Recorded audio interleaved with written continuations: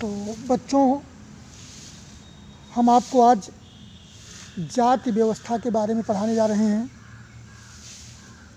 जाति शब्द अंग्रेजी के कास्टा शब्द का हिंदी अनुवाद है, जो पुर्तगाली भाषा के कास्टा शब्द से बना है। इसका शाब्दिक अर्थ है नस्ल, प्रजाति या भेद। इस शब्द का प्रयोग सर्वप्रथम 1565 ईस्वी में गार्सिया दी ओरिटा ने किया था।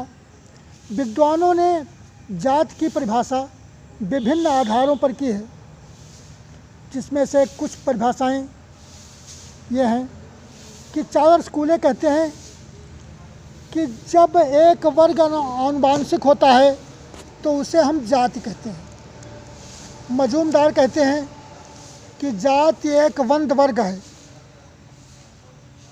हाबल कहते हैं कि अंतर्विवाह तथा आनुवांशिकता द्वारा थोपे हुए पदों को जमा देना ही जाति व्यवस्था है।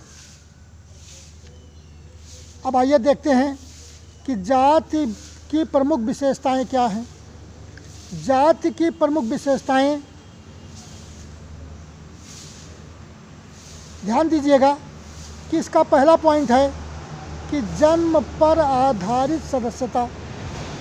जाति की सर्वप्रथम प्रमुख विशेषता यह है कि इसकी सदस्यता के लिए व्यक्ति को किसी भी प्रकार का प्रार्थना पत्र नहीं देना पड़ता, बल्कि व्यक्ति स्वतः ही जन्म से उसका सदस्य बन जाता है, अर्थात जिस जाति में जन्म लेता है उसी का सदस्य बन जाता है। दूसरी बिंदु है कि पेशों की निश्चितता। प्रत्येक जाति के पेशे व व्यवसाय पूर्व निश्चित होते हैं। वास्तव में जाति का शाब्दिक अर्थ ही निश्चित व्यवसाय को धारण करने से लगाया गया है।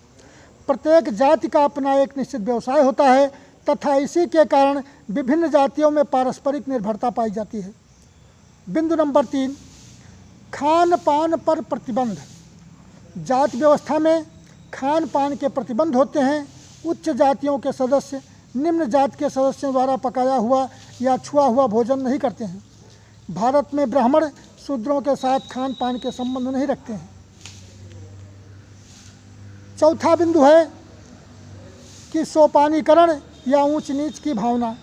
जाति व्यवस्था के अंतर्गत एक जाति दूसरी जातियों से ऊंची नीची होती है।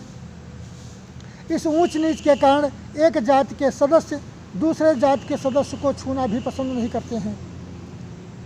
बिंदु नंबर 5, समान संस्कृति की मान्यता। जाति के सदस्यों में समान संस्कृति पाई जाती है। जाति के सभी सदस्यों में सामान्य प्रथाएं, परंपराएं एवं रूढ़ियाँ पाई जाती हैं।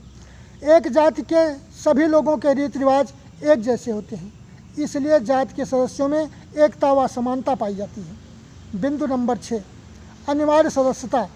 जाति की सदस्यता व्यक्ति की इच्छा या अनिच्छा पर आधारित नहीं होती है। जन्म से ही व्यक्ति किसी न किसी जाति का सदस्य होता है। इस सदस्यता को वह जीवन भर बदल नहीं सकता है, इसलिए जाति की सदस्यता अनिवार्य और अस्थायी होती है। बिंदु नंबर 7, निश्चित परंपराएं। प्रत्येक जाति के अपने रीति रिवाज तथा उनकी अपनी परंपराएं होती हैं।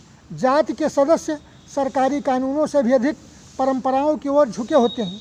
वे सरकारी कानून का उल्लंघन कर सकते हैं तथा सरकार का विरोध कर सकते हैं, किंतु जातिगत परंपराओं का उल्लंघन करने का दुस्साहस नहीं कर सकते। बिंदु नंबर 8, अंतर्विवाही समूह।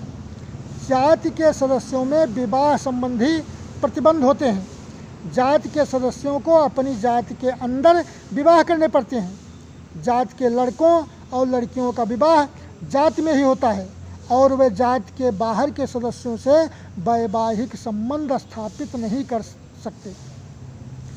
बिंदु नंबर 9, सदस्यों की निश्चित स्थिति। जाति के सदस्यों का समाज में एक निश्चित पद या उनकी स्थिति होती है। समाज में जाति का जो सम्मान होगा उसी के अनुरूप जाति के सदस्यों की स्थिति होगी। बिंदु नंबर 10, सदस्यों के निश्चित कार्य। समाज में प्रत्येक जाति के सदस्य अपनी स्थिति के अनुसार कार्य भी करते हैं। उच्च वर्ग या जाति के सदस्यों का कोई ऐसा कार्य नहीं है जिससे उनकी सामाजिक स्थिति में गिरावट आ जाए। बिंदु नंबर 11, सामाजिक संबंधों का अभाव। एक जाति के सदस्य केवल अपनी जाति में खान पान, विवाह आदि के संबंध स्थापित करते हैं। फलस्वरूप अंतर्जातीय संबंधों की स्थापना नहीं की जा सकती है। बिंदु नंबर 12